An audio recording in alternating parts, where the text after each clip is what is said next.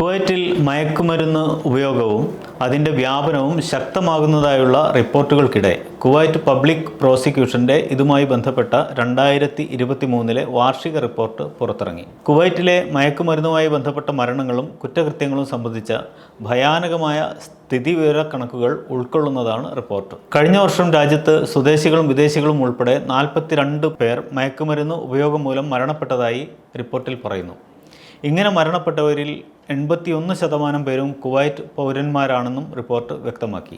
രാജ്യത്തെ മയക്കുമരുന്ന് ഉൾപ്പെടെയുള്ള ലഹരി വസ്തുക്കളുടെ ഉപയോഗത്തിനെതിരായ ബോധവൽക്കരണവും ശക്തമായ നടപടികളും ലക്ഷ്യമിട്ടാണ് പബ്ലിക് പ്രോസിക്യൂഷൻ വാർഷിക റിപ്പോർട്ട് പുറത്തുവിട്ടത്.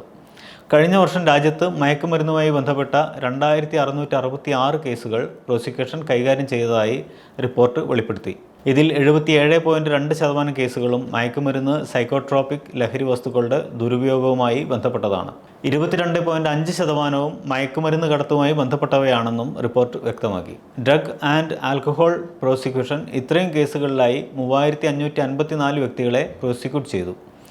ഇവരിൽ 56% പേർ കുവൈറ്റ് പൗരന്മാരാണ്. മയക്കുമരുന്ന് കേസുകളിൽ ശിക്ഷിക്കപ്പെട്ടവരിൽ 81.4% പേരും 18-നും 39-നും ഇടയിൽ പ്രായമുള്ള യുവാക്കളാണെന്നും റിപ്പോർട്ടിലെ കണക്കുകൾ വ്യക്തമാക്കുന്നു. കഴിഞ്ഞ വർഷം രാജ്യത്തെ വിവിധ സുരക്ഷാ അന്വേഷണ ഏജൻസികൾ ഒറ്റയ്ക്കും കൂട്ടായും നടത്തിയ പരിശോധനകളിലും റെയ്ഡുകളിലുമായി രാജ്യത്തിൻ്റെ വിവിധ ഭാഗങ്ങളിൽ നിന്ന് 74 ദശലക്ഷത്തിലധികം കുവൈറ്റ് ദിനാർ വിലമതിക്കുന്ന 25.6 ദശലക്ഷം മയക്കുമരുന്ന് ഗുളികകളും 3.5 ദശലക്ഷം കിലോഗ്രാം മയക്കുമരുന്ന് പദാർത്ഥങ്ങളും ഉൾപ്പെടെ ഗണ്യമായ അളവിൽ ലഹരി വസ്തുക്കൾ പിടികൂടുകയുണ്ടായി.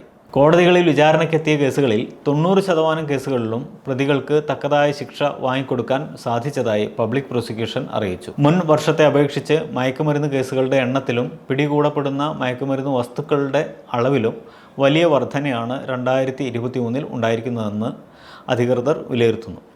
രാജ്യത്തിലെ യുവാക്കൾക്കിടയിൽ വലിയ തോതിൽ ലഹരി മാഫിയ പിടിമുറുക്കുന്നതായുള്ള റിപ്പോർട്ടുകളെ ശരിവയ്ക്കുന്നതാണ് കഴിഞ്ഞ വർഷത്തെ ഇതുമായി ബന്ധപ്പെട്ട റിപ്പോർട്ടെന്നും അധികൃതർ വിലയിരുത്തി.